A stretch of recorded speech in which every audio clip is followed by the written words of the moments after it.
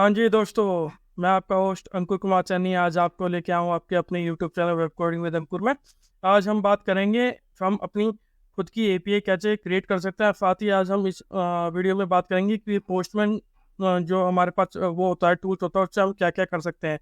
और इससे पहले वाली वीडियो में मैंने आपको कैसे बताया था कि कैसे हम गेट फैच एपीआई कॉल लगा के अपने जो टेबल में हम डेटा को कैसे मैनिपुलेट कर सकते हैं, पॉपुलेट कर सकते हैं। अगर किसी ने मेरी वो वीडियो नहीं देखी तो मेरी प्लेलिस्ट में जाके वो वीडियो देख सकते हैं। तो चलिए आज हम देखते हैं कि आज हम खुद का सर्वर से एपीआई, खुद की एपीआई कैसे जनरेट कर सकते हैं रिएक्ट एप्लीकेशन में, और कैसे उसे अपडेट और ये सब कुछ ऑपरेशन पे पोस्टमैन प्रो कैसे जनरेट कर सकते हैं।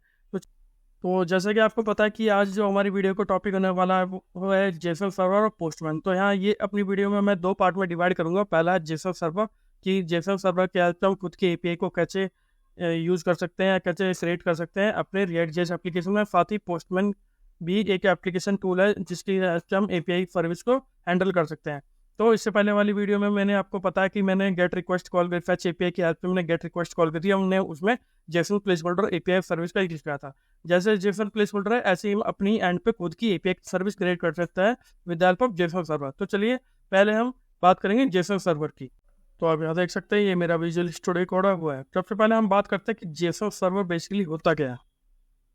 तो ये मैंने अपनी एप्लीकेशन मुझे रन करनी पड़ेगी टर्मिनल से, मैं पहले रन कर लेता हूँ उसे। तो हम npm run dev स्टार्ट करेंगे, हमारा सर्वर स्टार्ट हो जाएगा।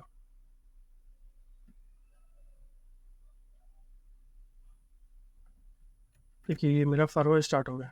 तो ये जो पहला टॉपिक है वो है Jason server. Jason server basically होता क्या है ये मैं आपको बता रहा हूँ। जेसन सर्वर क्या होता है, एक तरह का नोड मॉड्यूल होता है जिसकी हेल्प से हम खुद की एपीआई सर्विस जनरेट कर सकते हैं।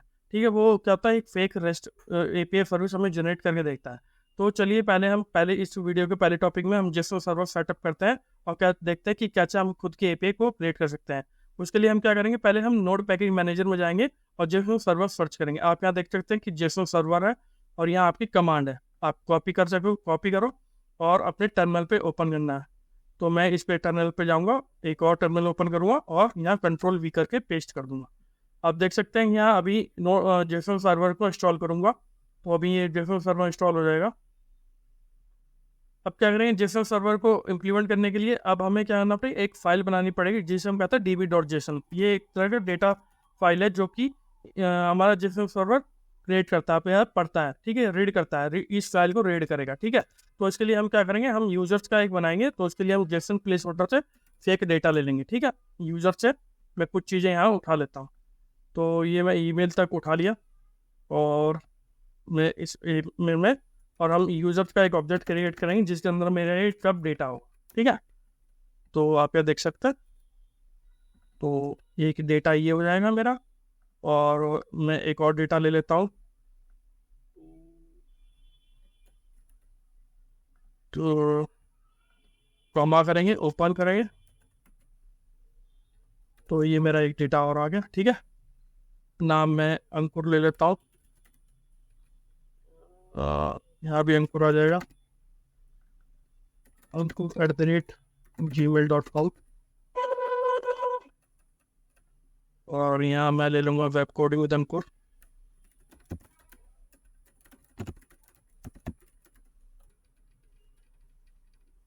हम ले लूँगा WCWA और webtech@malaysia.in। ठीक है, सेव करेंगे। अब ये हमारी जेसन सर्वर क्या होता है, जब रन करता है तो इस फाइल को रीड करेगा। तो अब उसके लिए हम क्या करना पड़ेगा, एक कमांड यूज करेंगे, npx जेसन सर्वर और db.json, जो भी आपके फाइल का नाम है वो यहाँ आपको लिखना पड़ेगा। अब आप देखिए कि ये एक एंड पॉइंट आपको क्रिएट करके देगा। ये देखिए आपको ये एंड पॉइंट, आपका ये एपीआई सर्विस का एंड पॉइंट आपको मिल गया है। आप इसे कॉपी करो और इस कॉपी करने के बाद आप इसको यहाँ रन कर सकते हो। ये देखिए आपका ये एंड पॉइंट यहाँ क्रिएट हो गया, ये आपके खुद की एपीआई सर्विस क्रिएट हो गई है। तो ये था जेसन सर्वर का, जैसे कि जेसन सर्वर की हेल्प से हम खुद की एपीआई सर्विस को कैसे यूज़ कर सकते हैं।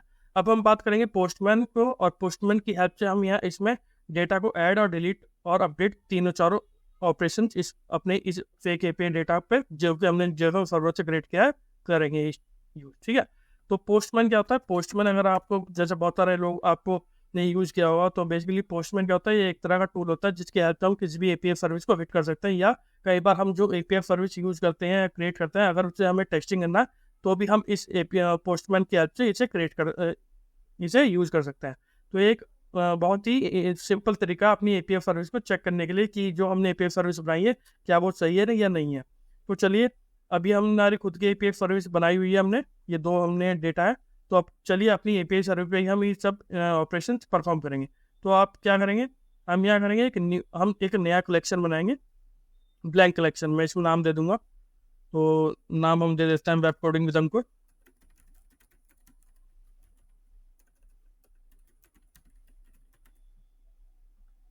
ठीक है,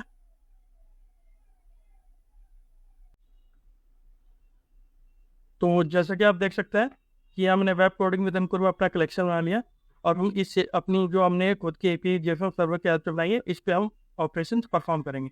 तो पहले क्या करेंगे, पहले हम गेट रिक्वेस्ट करेंगे। आपको पता है कि गेट, रिक्वेस्ट, पुट, पोस्ट और डिलीट हम रिक्वेस्ट अपनी सिंपल एपीआई सर्विस में यूज कर सकते हैं। ठीक है, तो चलिए पहले हम गेट रिक्वेस्ट एक क्रिएट रिक्वेस्ट कर देते हैं। तो यहाँ एड रिक्वेस्ट पे क्लिक करेंगे, और ये हमारी में से गेट ले लूँगा, आप कुछ भी नाम ले सकते हैं, और इसमें अपने इस एपीआई का यूआरएल दूंगा। ठीक है, और इस यूआरएल को पेस्ट करेंगे। अब जैसे कि आप देख सकते हैं, जब भी हमने इस यूआई को हिट करा तो ये गेट रिक्वेस्ट है, तो इसमें ये मेरा डेटा यहाँ पॉपुलेट हुआ। तो क्या ऐसे पोस्टमैन में होगा, तो चलिए देखते हैं। मेरे यहाँ यूजर्स, मैंने अपना एपीआई एंड पॉइंट, एपीआई का जो मेरा एंड पॉइंट है जो कि 3000 यूजर्स है, इस पर क्लिक करेंगे और इस सेंड पे क्लिक करके इसे सेंड करेंगे, चेक करेंगे कि हमारे एपीआई डेटा आएगा नहीं आएगा। ठीक है, तो अगर आप देख सकते हैं, ये देखिए आपका इजीली जो डेटा आपका 3000 यूजर्स पे अंकुर और वेब कोडिंग विद अंकुर आ रहा है, तो आपका वही डेटा आपको यहाँ विजिबल होगा। ये देखिए वेब कोडिंग विद अंकुर, क्योंकि ये एक गेट रिक्वेस्ट है, तो आपको डेटा आपके सर्वर से स्टेटस देख सकता है, 200 आ गया, और ये आपको इजीली आपको डेटा अवेलेबल हो गया। तो इस तरह से ये गेट रिक्वेस्ट आपकी फुलफिल हो गई जो आपने फेक एपीआई पे बनाई है। अब क्या करेंगे, अब ऐसा करते हैं, अब एक पोस्ट रिक्वेस्ट लेते हैं। और बेसिकली पोस्ट रिक्वेस्ट हम क्यों लेते हैं, क्योंकि जब भी हमें कोई डेटा को अपनी एपीआई सर्विस में ऐड करनी है, डीबी एपीआई सर्विस के थ्रू हमें डीबी में ऐड करना, तो हम उसके लिए पोस्ट रिक्वेस्ट ऐड करेंगे। तो चलिए क्रिएट करते हैं एक और रिक्वेस्ट। तो यहाँ जाएंगे और एक ऐड रिक्वेस्ट पोस्ट पेस्ट करेंगे, और इसे हम लेंगे पोस्ट रिक्वेस्ट। ठीक है, मैं खाली पोस्ट लिख देता हूँ, और यहाँ हम, अगर आप पोस्ट, अभी आपको पोस्ट नहीं दिखेगा, आप कहेंगे कि यहाँ मुझे पोस्ट नहीं दिख रहा, तो आप क्या करेंगे, इस पर इसे ड्रॉप डाउन पे क्लिक करेंगे, तो यहाँ आपको get, post, put, patch, delete, head option या कुछ ऑप्शन अवेलेबल होंगे, लेकिन बेसिकली हम 4 ही ऑप्शन यूज करते हैं, गेट, पोस्ट, पुट और डिलीट। ठीक है, तो अभी हम इन्हें समझेंगे कि इनका क्या मतलब है। पहले हम करता है पोस्ट। ठीक है, अब पोस्ट के लिए क्या करूँगा, मैं उसी यूजर्स पे जाऊँगा, और उसके लिए मैं डेटा में अब पोस्ट के लिए आपको डेटा भी चाहिए होगा, तो डेटा के लिए मैं रॉ में करूँगा, और मैं जेसन में अपने डेटा को पास ऑन करूँगा। ठीक है, तो ये मेरा जेसन है। तो इसके लिए मुझे एक ऑब्जेक्ट बनाना पड़ेगा, क्योंकि ये जेसन डेटा है। तो क्या करेंगे, इसका एक हम क्या लेंगे, हम आईडी नहीं देंगे, हम नेम, ईमेल और ये ले लेंगे, कॉपी करेंगे और यहाँ ऐड ऑन कर देंगे। ठीक है, तो इसके लिए नाम हम कुछ और ले लेते हैं, मान लीजिए पोस्ट रिक्वेस्ट ले लेता हूँ, post request calling post request. ठीक है, post request calling post request, और आप पोस्ट ले लिया, पोस्ट ऑपरेशन आप ले सकते हैं, पोस्ट ऑपरेशन। तो और ये ईमेल के लिए आप कुछ भी ले सकते हैं, तो post@gmail.com, मैं भी कुछ भी ले रहा हूँ। तो ये हमारा पैरामीटर, हम आईडी नहीं देंगे, आईडी खुद की वो जनरेट करेगा एपीआई सर्विस, क्योंकि यहाँ देख सकते हैं आप आईडी 1 2 और आईडी यहाँ ही खुद की जनरेट करें, हमें आईडी देने की कोई ज़रूरत नहीं है, हमें खाली नेम, यूजर नेम और ईमेल ऐड करना है। ठीक है, तो चलिए चलता है, पोस्ट रिक्वेस्ट हमने 300 यूजर्स पे ऐड ऑन किया, और हम क्या करेंगे, अब यहाँ चैट पे दोबारा क्लिक कर देंगे, देखते हैं क्या होता है। तो आप अगर यहाँ देखेंगे डाउन साइड में, तो यहाँ एक ID 91E9 क्रिएट हो गई, और अगर आप यहाँ आओगे तो रीलोड जब आप करोगे, तो ये देखिए वही डेटा आपका यहाँ लोड हो गया। तो ये क्या है, तो ये क्या हो गया, आपने पोस्ट, हमारा पोस्ट के लिए क्या करा, आपने अपनी एपीआई सर्विस के हेल्प से आपने डेटा को अपडेट किया, तो ये डेटा अपडेट हो गया। ठीक है, जैसा कि आप देख सकते हैं, ये वही ID है 91E9 91 calling post operation post@gmail.com। तो इस तरह से पोस्ट रिक्वेस्ट का जो ऑपरेशन है आपकी एपीआई सर्विस में अच्छा हो, मतलब एपीआई सर्विस में फुलफिल्ड हो गया। तो इस तरह से आप पोस्ट रिक्वेस्ट ऐड ऑन कर देते हैं। अब मैं एक चीज़ और करना चाहता हूँ कि जैसे कि आप देख सकते हैं कि मेरा ये पोस्ट रिक्वेस्ट है, और मैं इस डेटा को, मान लीजिए मेरा कॉलिंग पोस्ट रिक्वेस्ट में मैं कुछ चेंज करना चाहता हूँ अपने नाम में, तो मैं कैसे करूँगा? तो उसके लिए क्या करना पड़ेगा आपको, एक और रिक्वेस्ट, उसके लिए हमें एक रिक्वेस्ट करनी पड़ेगी पुट के लिए, ठीक है। तो चलिए पुट के लिए हम करेंगे रिक्वेस्ट, तो पुट करेंगे या नहीं करेंगे, एक रिक्वेस्ट नहीं बनाएंगे, ठीक है। तो हम इस चीज़ को अब हम क्या करेंगे, इस कॉलिंग पोस्ट रिक्वेस्ट को चेंज करेंगे इसका नाम, ठीक है। बट वो किस हिसाब से करेंगे हम, हमारे पास मेथड एपीआई सर्विस में एक रिक्वेस्ट है और उसे हम दे देंगे पुट रिक्वेस्ट, जिससे कि हम अपने डेटा को अपडेट कर पाए, ठीक है। ये हमने पुट दिया और हम एपीआई सर्विस में यूजर्स कॉपी करेंगे। साथ ही आपको एक चीज़ और बताना चाहता हूँ कि आपको आईडी भी लेनी पड़ेगी, क्योंकि किस आईडी पे वो डेटा अपडेट हुआ वो भी हमें पास ऑन करनी पड़ेगी। तो यहाँ आईडी आपको यूआरएल में देनी पड़ेगी और मैं बॉडी में दोबारा उस चीज़ को ऐड ऑन करूँगा, ठीक है। ये मैं कॉपी करूँगा और रॉ में जाएंगे, जैसे सेलेक्ट करेंगे और ये पेस्ट। तो अब यहाँ मैं क्या करूँगा, ऑब्जेक्ट बनाना पड़ेगा मुझे, तो यहाँ मैं ऑब्जेक्ट क्रिएट करूँगा क्योंकि ऑब्जेक्ट नहीं बना है यहाँ मेरा। तो यहाँ मैं सिर्फ नेम को ही अपडेट करना चाहता हूँ, ठीक है।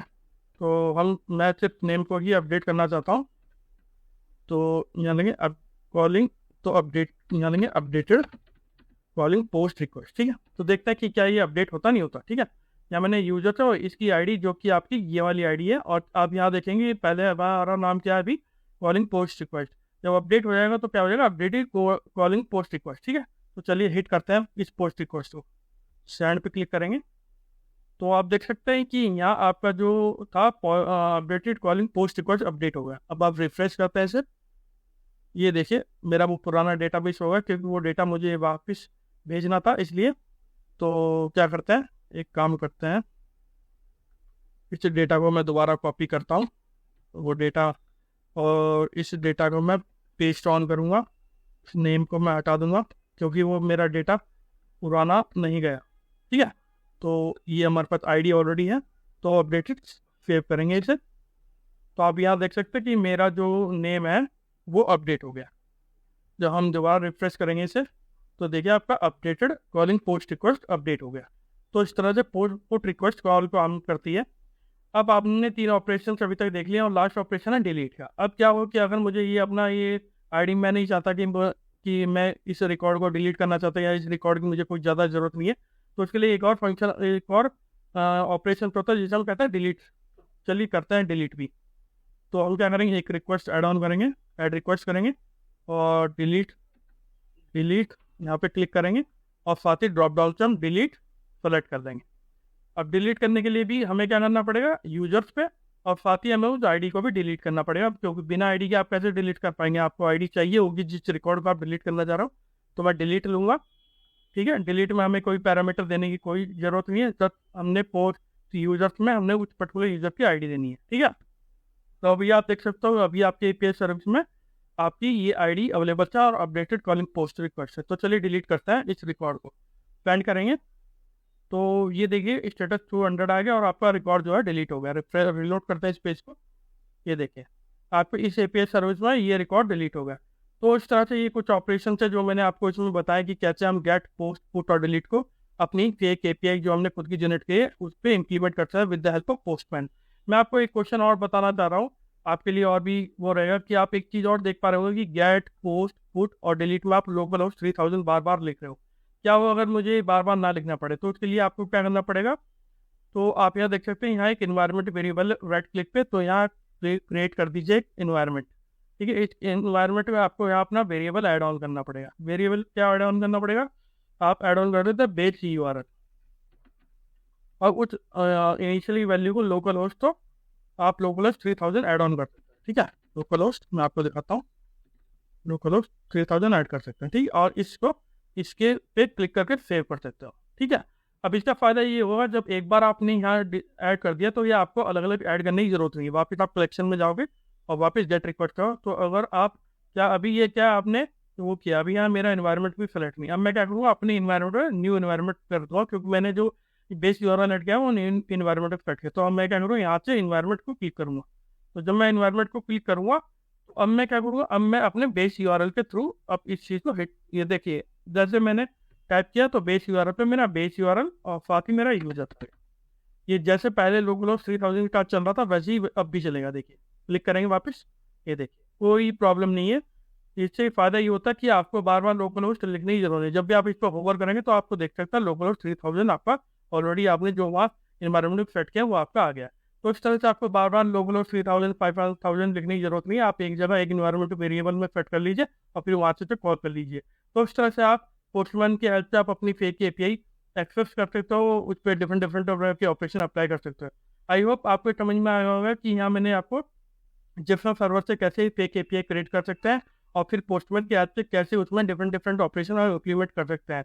अगर आपको इसमें कोई चीज़ समझ में नहीं आई हो तो प्लीज़ मेरे कमेंट बॉक्स में लिख के मुझे बता दीजिएगा और मैं आपको और भी चीज़ें बताऊंगा अगर मैं इसमें कोई चीज़ मिस कर गया हूँ, या अगर नहीं आपको समझ में आ रही तो मैं आपको समझा दूंगा या आपको बता दूंगा। ठीक है, आई होप आपको ये वीडियो पसंद आया होगा। प्लीज़ मेरे चैनल को लाइक कीजिए, सब्सक्राइब कीजिए। Thank you.